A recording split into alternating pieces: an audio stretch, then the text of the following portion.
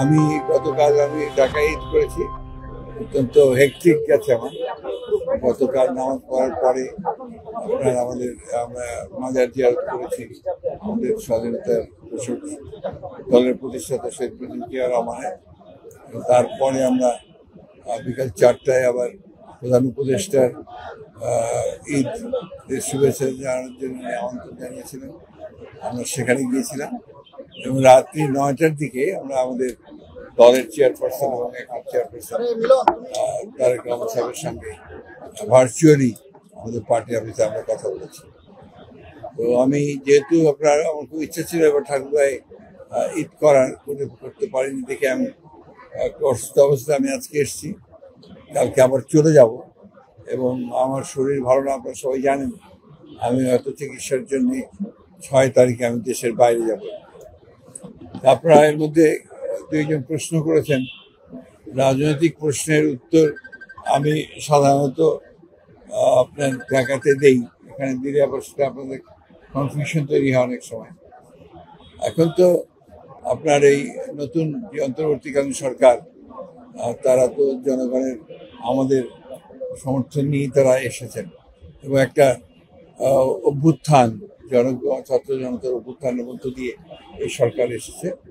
তারা দেশের কিছু রাষ্ট্র ব্যবস্থার পরিবর্তনের জন্য কিছু সংস্কার কর্মসূচির সামনে নিয়ে এসেছে, সংস্কার কমিশন তৈরি করেছে। সেই সংস্কারের প্রস্তাবগুলো আমরা সমস্ত যথাযথভাবে আমরা সেটা পর্যালোচনা করেছি, পর্যবেক্ষণ করেছি, পরীক্ষা করেছি এবং আমরা আমাদের দলের পক্ষ থেকে আমাদের যে মতামত সেটা আমরা সংস্কার কমিশনগুলোকে দিয়ে দিয়েছি এবং এটা নিয়ে তারা আগামী দিনে আবার আমাদের সঙ্গে বসবেন, অন্যান্য রাজনৈতিক দলগুলোর সঙ্গেও তারা বসবেন। তো 6টা কমিশন হয়েছে, এই 6টা কমিশনে আমরা আমাদের মতামত দিয়েছি। এরপরে সেগুলো নিয়ে আলোচনা হবে এবং যেটা কথা আছে সেটা হচ্ছে যে যেগুলোতে কনসেনসাস হবে, মতের ঐক্য হবে, সেগুলো সামনে নিয়ে আপনার নির্বাচন হবে এবং সেই নির্বাচনের পরে আপনার তারা আগেই একটা আপনার চার্টার অফ রিফর্মস একটা তৈরি হবে। সেটা একটাই আপনার রাজনৈতিক দল যারা নির্বাচন তারা এই হচ্ছে মোটামুটি ভাবে বর্তমানে রাজনৈতিক একটা বোঝাপড়া।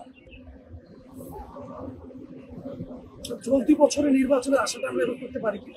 আমরা তো করি, কারণ আমাদের প্রধান উপদেষ্টাই বলেছেন যে ডিসেম্বরের মধ্যে তিনি নির্বাচন করতে চান, সেই ধরনের আগ্রহ তার আছে।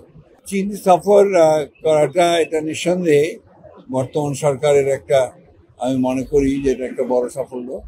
কারণ ইতিপূর্বে আওয়ামী লীগ সরকারের আমলে একতরফাভাবে চীনের সঙ্গে একটা দলের সঙ্গে সম্পর্ক গড়ে উঠেছিল, কিন্তু এই সরকারের পরিবর্তনের সঙ্গে সঙ্গে চীন তার যে